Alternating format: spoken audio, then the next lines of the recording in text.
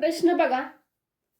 भागाकाराच्या एका उदाहरणात भाजक 121 भागाकार 9 व बाकी 21 आहे. तर भाज्य किती असेल?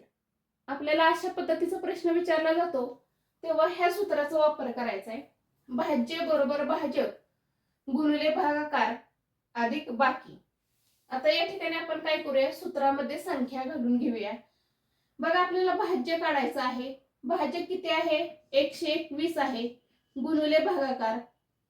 भागाकार किती आहे? 9 आहे अधिक बाकी. बाकी किती आहे? तर 21 आहे.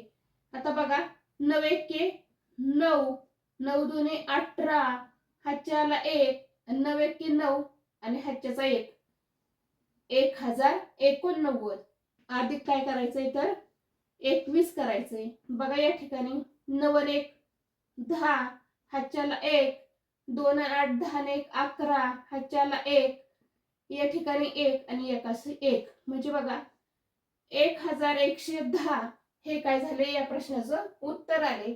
म्हणजे पर्याय क्रमांक 4 हे काय तर या प्रश्नाचं उत्तर आहे. भाज्य बरोबर 1110 ही संख्या येईल.